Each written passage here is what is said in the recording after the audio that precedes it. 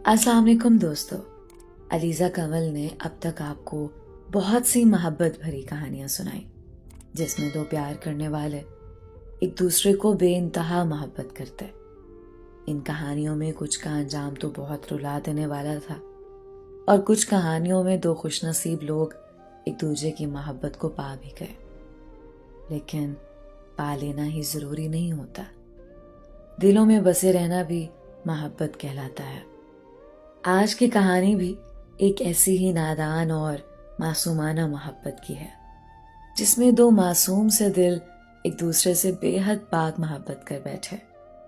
आपने पाक मोहब्बत का नाम तो जरूर सुना होगा, मगर नादान मासूम दिलों में बसी पाक मोहब्बत की एक खूबसूरत सी कहानी आज मैं आपको सुनाने लगी हूँ।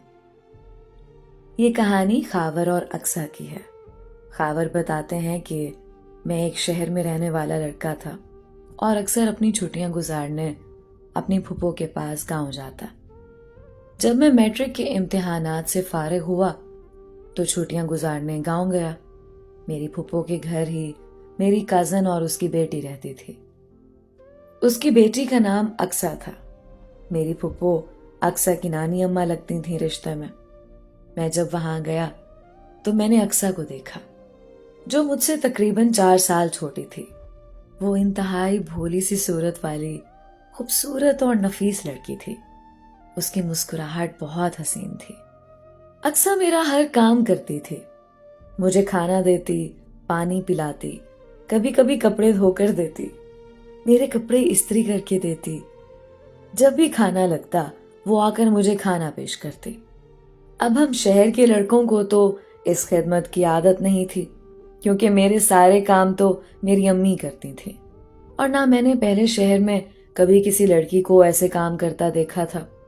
हम नए नए जवान होते लड़कों को कोई इतनी अहमियत नहीं देता था और मैंने पहली बार अक्सर को ये सब करते देखा, क्योंकि आज तक मेरी अम्मी के अलावा किसी औरत या लड़की ने मेरे काम नहीं किए थे।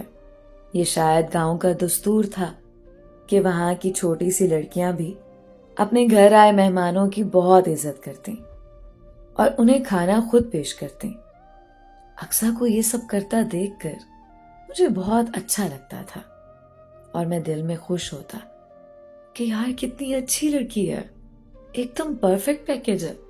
यानी जो खूबियां एक शौहर और सास को चाहिए होती हैं, सुघड़ होने वाली, वो सब उसमें थी। अब मैं दिल ही दिल में उसके बारे में सोचने लगा। वो मुझे वाइफ मटेरियल के तौर पर लगने लगी।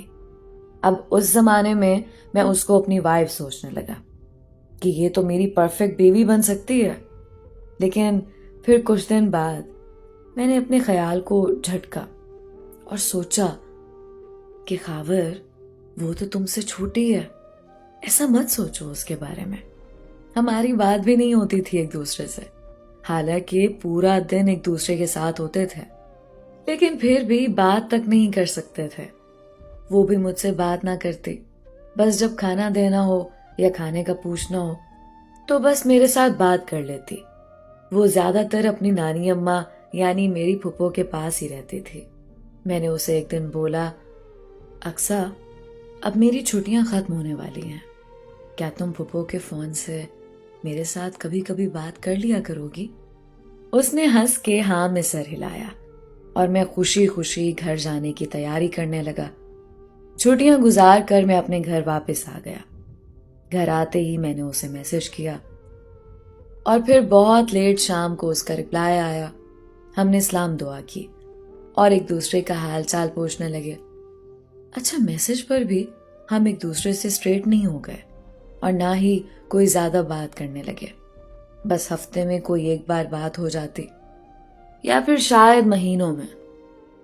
क्योंकि उसके पास फूफो का फोन था तो हम दोनों में एक कोड वर्ड था, डबल क्वेश्चन मार्क।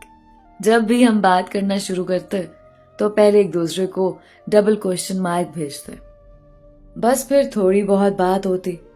फिर कुछ वक्त बाद गांव में मेरा दोबारा चक्कर लगा। अब वहां जाकर फिर वही हालत हुई। हम एक दूसरे को देख लेते मगर बात ना कर सकते। पता नहीं ऐसा क्या था। मैसेज पर हम ऐसे बात करते जैसे बहुत पहले से एक दूसरे को जानते हो, لیکن آمنے سامنے ہم دونوں کی جرت نہ ہوتی۔ میں نے ہر لڑکے سے بات کی تھی، ہر لڑکی سے میں نے ہنسی مذاق کیا، لیکن نہ جانے اقصیٰ میں ایسا کیا تھا کہ میں اس کے سامنے اسے کوئی بات تک نہ کر سکتا۔ اب پھر سے وہی روٹین شروع ہو گئی۔ وہ میرے کام کرتی رہتی، اس کی نانی اماں بوڑھی تھیں تو وہ ان کے ساتھ زیادہ وقت گزارتی، انہی کے گھر سے اسکول کے لیے تیار ہوتی۔ وہ ہر روز ہم دونوں کے لیے روٹی بنا کر پھر اسکول جاتے اور میں پورا دن اس کا انتظار کرتا رہتا۔ ہم گھر میں 3 لوگ ہوتے تھے، اس کے بغیر وقت کیسے گزرتا یہ صرف میں جانتا ہوں۔ پھر وہ شام کو گھر آتی اور ہمیں کھانا دیتی۔ ایک بہت خوبصورت وقت گزرا ہے وہ۔ سردیاں ہوتی تھیں اور ہم تینوں رات کو اکٹھے آگ کے پاس بیٹھے ہوتے تھے۔ وہ گرم گرم روٹی بناتی جاتی اور ہم کھاتے جاتے۔ وہاں بیٹھ کر بہت لطف اندوز ہوتے۔ پھوپھو باتیں کرتی اور ہم زور سے ہنستے، اور پھر پھوپھو ہم دونوں کو بہت پیار دیتی۔ رات کے وقت وہ ٹی وی پر PTV چینل پر ایک سیریل دیکھتی اور میں بس اس کو دیکھتا رہتا۔ پتہ نہیں لڑکیوں میں ایسی کون سی چھٹی حص ہوتی ہے، ان کو سب محسوس ہو جاتا ہے کہ کوئی ان کو پیار کی نظروں سے دیکھ رہا ہے، اور وہ ان نظروں کا مطلب خوب جان جاتی ہیں۔ وہ بھی میری نظریں محسوس کر رہی تھی مگر کوئی ریئیکشن نہ دیتی۔ میری نظریں صرف اس کو دیکھنا چاہتی تھی۔ وہ ہلکا سا مسکراتی رہتی اور محسوس کراتی رہتی کہ وہ سب جانتی ہے۔ بڑی ہی پاک محبت تھی۔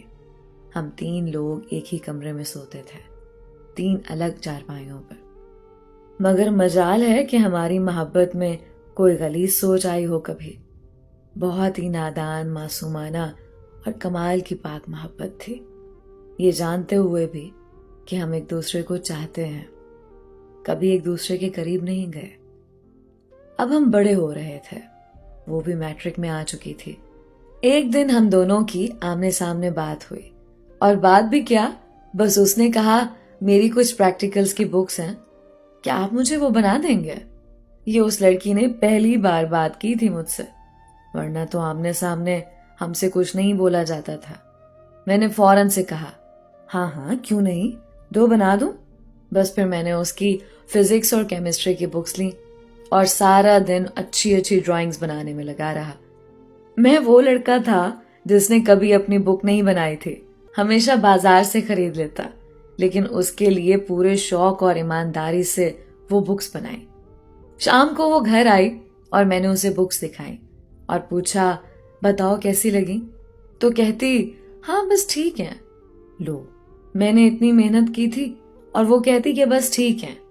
پھر ایک دن ایسا ہوا کہ وہ اسکول جانے کی تیاری کر رہی تھی، اور جب وہ اسکول جاتی تو آنکھوں میں کاجل لگاتی، اور کاجل لگانے سے کیا حسین اس کی آنکھیں لگتی، اور جب وہ نقاب لگاتی باہر جانے کے لیے، وہ لڑکی قاتل